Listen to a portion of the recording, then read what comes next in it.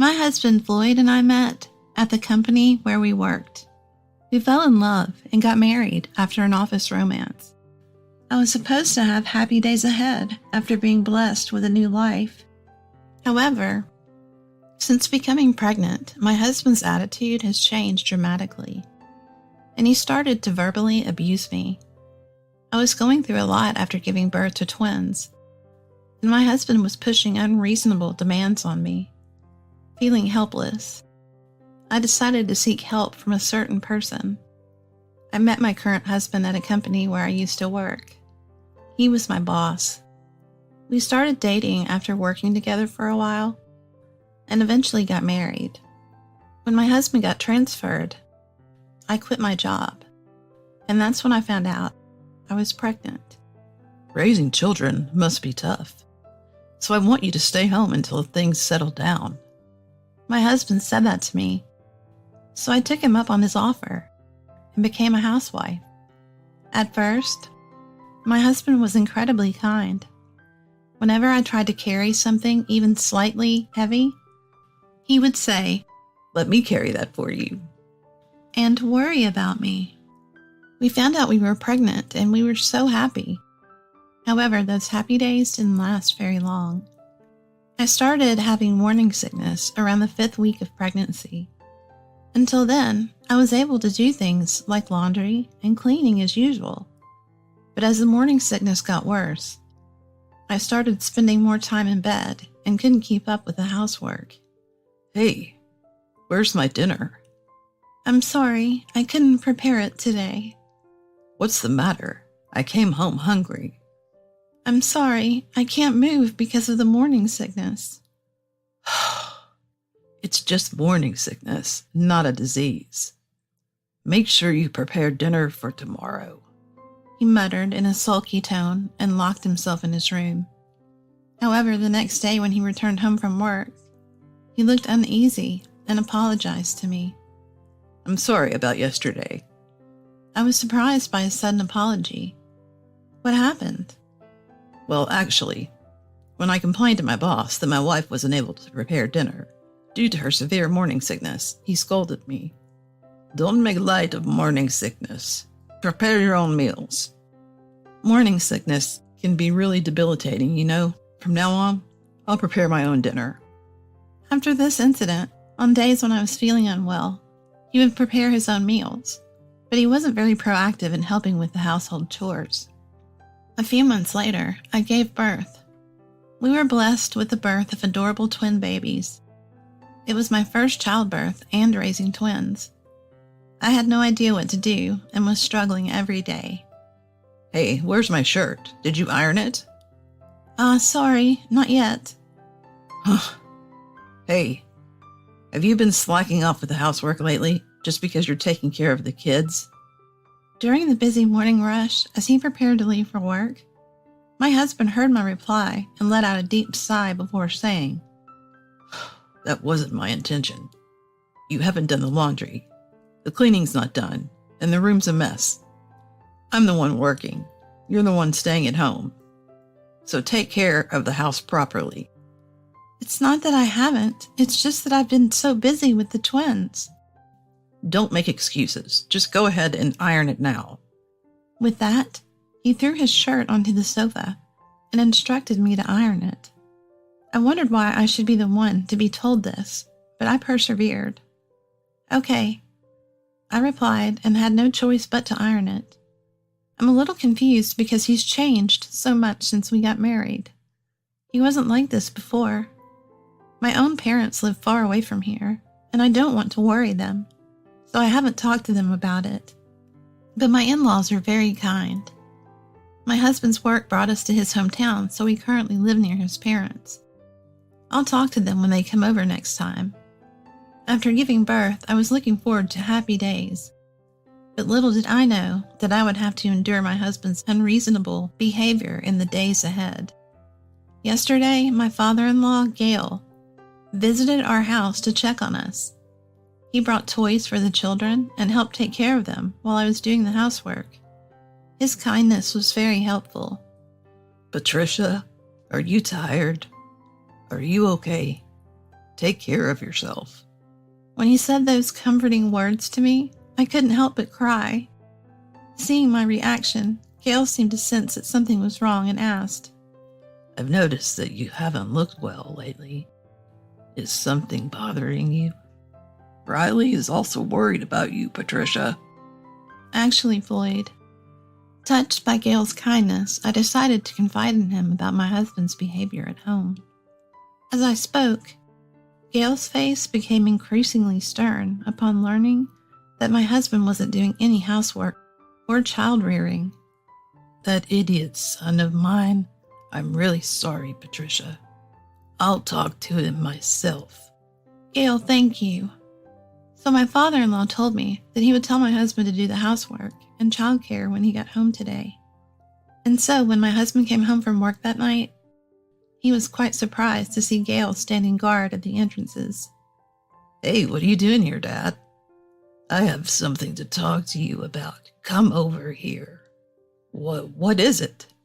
My father-in-law was clearly angry. Do you do housework and take care of the children? Huh? What's with the sudden question? Just answer the question. I do. I cook and clean the bathroom.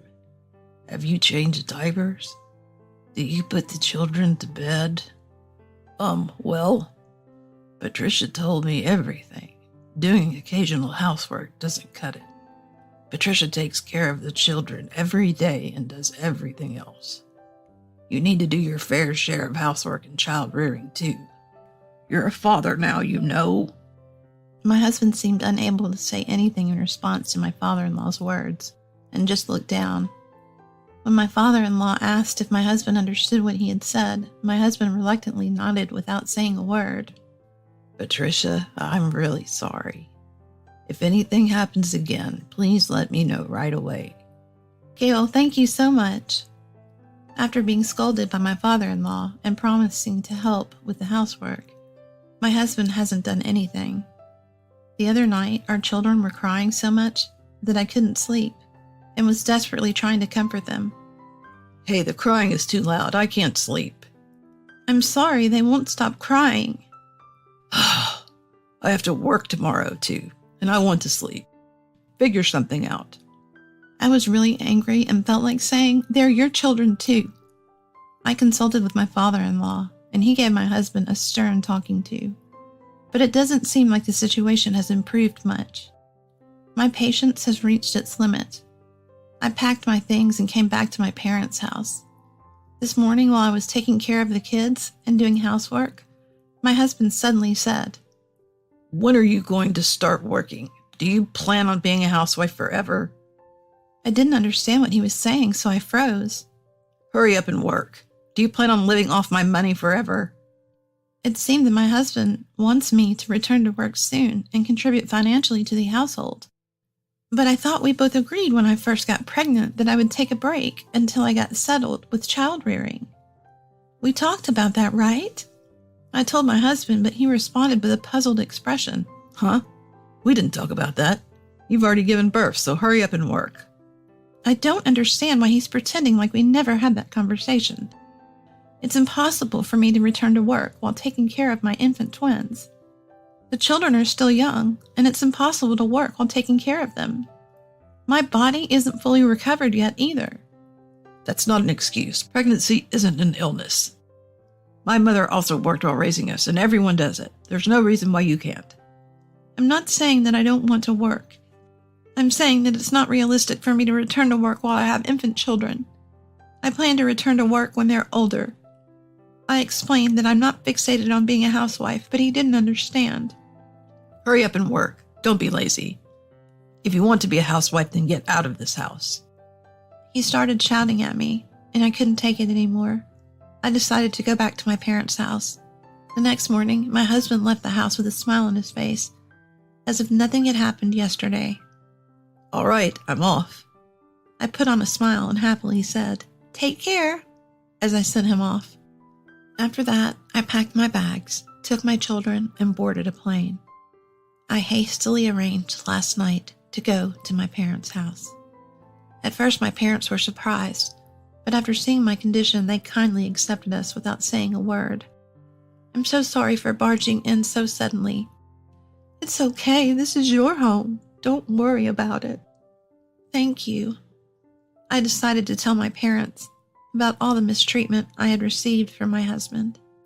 They both looked shocked, and my mother even shed tears. I had no idea. I'm sorry I didn't notice earlier. It's okay. I didn't want to worry you both, so I kept quiet. You can stay here for as long as you need to. No matter what choices you make from now on, your father and I will be on your side. My mother held my hand and said those words. I was happy to hear them, and it gave me the courage to fight against my husband again. My husband had been pressuring me to go back to work soon after giving birth, and he didn't listen to my pleas. I had reached my limit with his behavior, so I decided to flee to my parents' house. I just got a call from my husband. As soon as I answered, he exploded. Where the hell are you right now? You haven't even done the laundry? And what about dinner? Can't you tell just by looking? I'm not coming back. Huh? I'm at my parents' house. What? Why?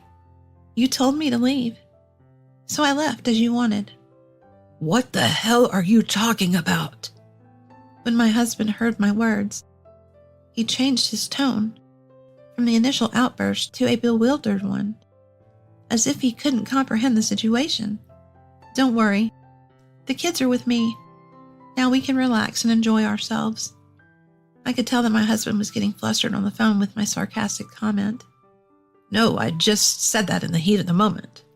Oh, so you're the kind of person who tells his wife to leave on a whim? No, it's not like that. Can't you take responsibility for your own words? You even complained about the noise from our kids crying. But they're your children too. Anyway, I'm not coming back. With that, I unilaterally hung up the phone. As soon as I got tough with my husband, he would get weak and upset. I wondered what had been holding me back all this time. For the time being, I told him that I would not return. But I'm still thinking about what to do in the future. And the next day, after that, my husband called me a few times. But I ignored his calls. I don't want to talk to him right now. I just contacted my in-laws. I told them about the situation, how my husband told me to leave if I became a full-time housewife, and how he pushed all the housework and childcare onto me. Patricia, I had no idea we caused you so much trouble. I'm so sorry about my son. What can I do to apologize? My mother-in-law cried as she said that. Seeing my kind in-laws cry because of a husband who caused them so much trouble only made me angrier and more frustrated.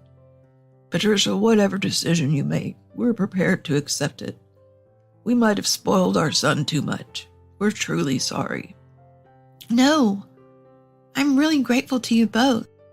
Gail and Riley, I don't have any resentment toward you guys at all. But I can't continue with Floyd anymore. I want to talk to Floyd directly about the future. Would you be willing to help me? Of course, anything you need, just let us know. Thank you very much, it's reassuring.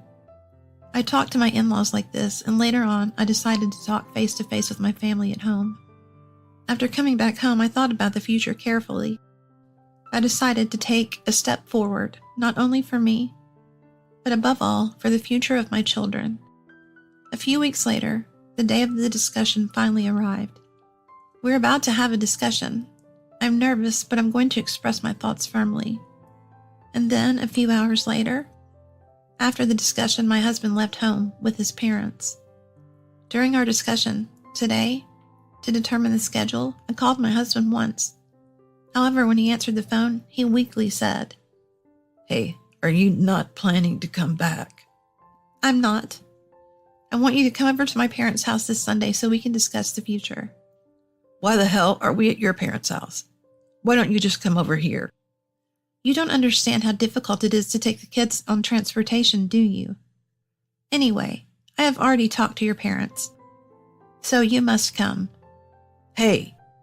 Perhaps because I decided to talk with him a little too forcefully, my husband came to my parents' house that day with a grumpy look on his face. Thank you for coming, Gail, Riley. Patricia, I'm sorry for what our son did. I'm really sorry, Patricia. What the hell? Now even my parents? Shut up, first of all. Apologize. I didn't do anything. Are you saying you didn't do anything? Even at this point, my husband still won't admit his mistake. My husband lifted his head as if he had been struck by my words and glared at me. You left on your own, didn't you? That's because you told me to leave. Try to imagine coming back to a house where there's no cleaning or laundry done. I work hard too, you know. If you think that way, why don't you do the cleaning and laundry yourself? As I said that, my husband gave me a look, as if he was looking down on me. Housework and childcare are a wife's job. You're a stay-at-home wife after all. Who do you think is paying for our livelihood? I was getting irritated by my husband's words and was about to say something back. Then my father-in-law stood up faster than me, stared at my husband, and said strongly, Shut up already. Who do you think Patricia is? He shouted loudly. My husband was stunned by the sudden anger, and I was surprised too. My mother-in-law was sitting next to my father-in-law with tears in her eyes. What, Dad? Whether she's a housewife or whatever, husbands and wives are equal. When you were young, your mom and I shared household chores and child rearing. That's what a normal couple does. You're wrong. What? I'm so embarrassed and ashamed that I can't even look at Patricia. Upon seeing his mother crying and shrinking in front of him, Floyd seemed to realize things were getting serious and became frustrated. If that's really what you think, then it's over. Floyd, let's get a divorce. I've said this and slammed the divorce papers in front of him. And I will make sure you pay child support properly. Well, what are you talking about? I have no intention of becoming your maid. Wait a minute. I won't be here. You can't raise the twins alone. Don't worry about me. My mother is here and it's much better than being with you. I don't have any desire to be with you anymore, so let's get a divorce. When I presented the divorce papers to my husband again, he seemed shocked to be told by his scorned wife that he was getting divorced and couldn't say anything. Patricia, I'm really sorry. We'll leave with our son today. Yes, please take care of the divorce papers. I understand, don't worry. I'll make sure he signs them. My in-laws said that and forcibly pushed their stunned son into the car and left the house. I realized that what my husband wanted from me was someone who would take care of the housework and child rearing, and that's not what being a couple is about. So, for now, I plan to proceed with the divorce and think about my future job prospects at my parents' house. During the discussion, my children were being taken care of by their grandmother. Although it seems they could hear their grandfathers yelling, my twins were sleeping well. They seem like they will grow up to be great people in the future. And then a few days later, finally the divorce papers with my husband's signature arrived. It's finally happening. And just now I received a call from my father-in-law. Apparently there was a commotion when they were trying to get my husband to sign the papers. I asked for more details, and it turns out that they surrounded him with relatives and pressured him into signing.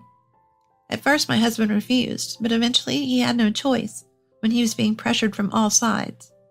Lately at work, my husband has been wearing wrinkled shirts and has been lacking energy, so rumors started spreading that we were getting a divorce and that I had left him.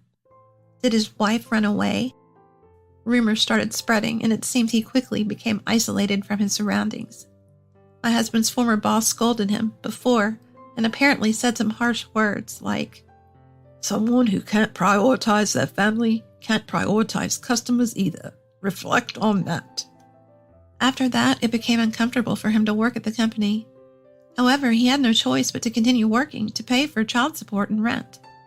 He hasn't changed jobs and is somehow doing his best. Since then, my husband has found himself unable to do the housework and is complaining that if only I were here. But he totally deserves it.